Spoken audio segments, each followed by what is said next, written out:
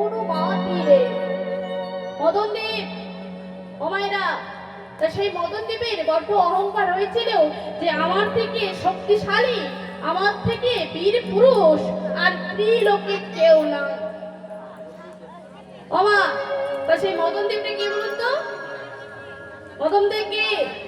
যার নাম হলো কামদেব। সে কামদেবের বড্ড অহংকার হয়েছিল যে আমার কাছে পাঁচটা বান আছে, একটা বান মারলে কেউ থাকতে পারে না, তাহলে সেই বান আমার কাছে 5টা আছে। তাই ভগবান বললেন, হে মদনদেব, হে কামদেব, তোমার কাছে 5টা বান আছে, আমি 16,110টা গোপীকে নিয়ে রাস করব, আর এক মুহূর্তের জন্য তুমি যদি আমায় টলাতে পারো তবে আমি ভাববো তুমি বড় বীর। কি বললে? এক মুহূর্তের জন্য তুমি যদি আমায় টলাতে পারো তবে আমি ভাববো বড় বীর। তাই মাগো কি করলেন? সেই মদনদেবকে আজকে সেই আর ভগবান শ্রীকৃষ্ণচন্দ্র তিনি কি করেছে মা? না আজকে রাস করছে, আর রাস যে করছে আজকে ওই মদনদেব একটা নয়, দুটো নয়, 3টে নয়, 4টে নয়, 5টা বান মেরেছে।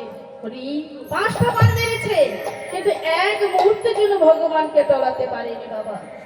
তাই দেখুন, তাই যেই না ভগবানকে এক বিন্দু না টলাতে পেরেছে, আজকে সে কামদেবের অহংকারটা চুরমার হয়ে গেল। প্রভু, আমি ভেবেছিলাম আমার থেকে শক্তিশালী কেউ নেই, কিন্তু প্রভু আমি মানতে বাধ্য হচ্ছি, এখন তুমি হলে সর্বশক্তিমান, তুমি হলে বড় বীর। তাই আমার নামের সঙ্গে তোমার নামটা আজ থেকে আমি মিশাইয়ে দিলাম। আমার নাম হলো মদন আর তোমার নাম হলো মোহন। তাই আজ থেকে তোমার ভক্তরা জানবে তোমার নাম হলো মদন মদন মোহন। তাই মাগো ভগবানের একটা নতুন নাম দিল সেই কামদেব। তাকে ভগবান কি করছে? মুরলীটা নই বংশীবনের তলায় দাঁড়িয়ে আজকে মুরলী ধ্বনিটা বাজানো শুরু করবে, এমন সময় যোগমায়াকে স্মরণ করলে। তাই যেই না যোগমায়াকে স্মরণ করেছে মা, তাই কি করেছে? তার যোগমায়া এসেছে, বলেন, হে প্রভু বলো তুমি আমায় কেন স্মরণ করলে? ভগবান বলছে, মাগো আমি তোমায় আজ স্মরণ করেছি, আমি যে আজকে মুরলী ধ্বনি করবো, এই বৃন্দাবনের কেবল 3 প্রকারের গোপীরাই যেন শুনতে পায়, আর যেন কেউ না শুনতে পায়।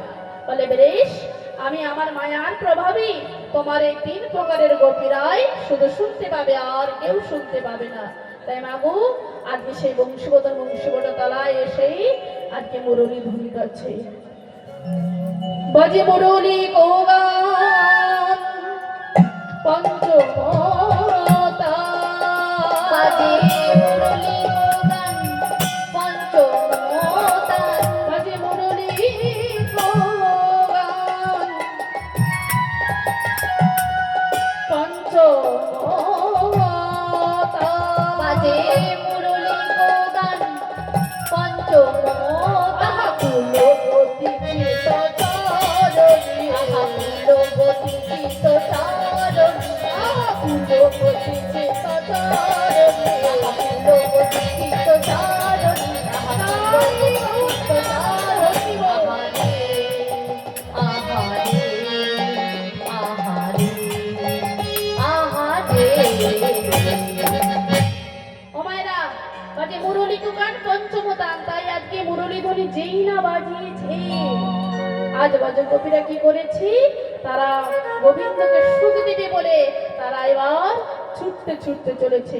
শোনো তো গোপী প্রেম হিরোপী, শোনো তো গোপী প্রেম হিরোপী, শোনো তো গোপী প্রেম হিরোপী, শোনো তো গোপী প্রেম হিরোপী, মনোহি মনোহি আপন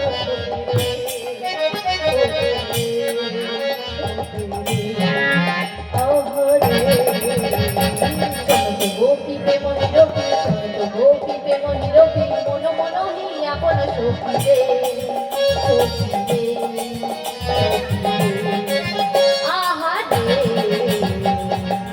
গোপী প্রেম হিরোপী, শোনো তো গোপী প্রেম হিরোপী, মন মনোহি আপন সখী রে, সখী রে, সখী রে, আহারে।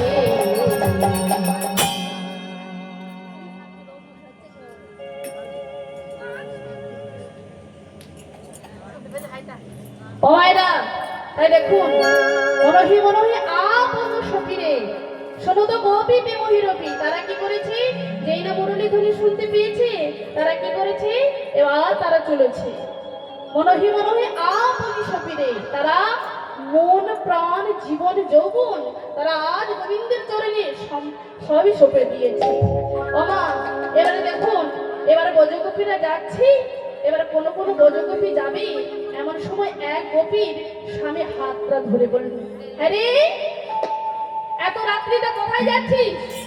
বলে, ওগো স্বামী, আজকে তুমি আমায় ছেড়ে দাও, ওই যে আমার জগতের স্বামী, আমার পতির প্রতি জগৎপতি আজকে মুরলী ধ্বনি করছে, আজকে তুমি আমায় ছেড়ে দাও প্রভু।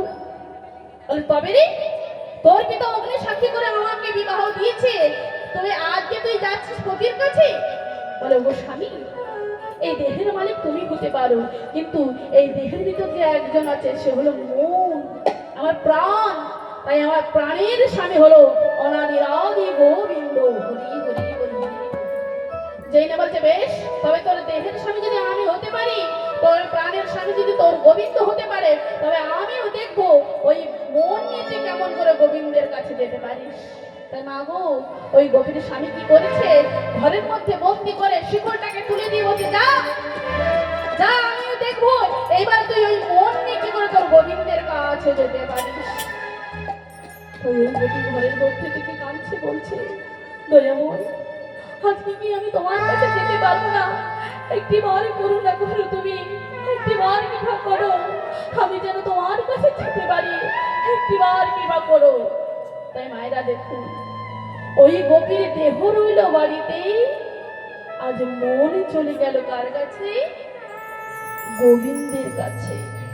দেহ বাড়িতে রইল, আজ মন নিয়ে গোবিন্দের কাছে চলে গেল। সবাই দেহ নিয়ে গোবিন্দের কাছে যেতে পারে, বলুন তো মা, কজন মন নিয়ে তার কাছে যেতে পারে? তাই দেখুন, আজ সেই মন নিয়ে চলে গেলে। তাই মা গো, তাই কোনো কোনো গোপীরা যাচ্ছে, আবার কোনো কোনো গোপীদের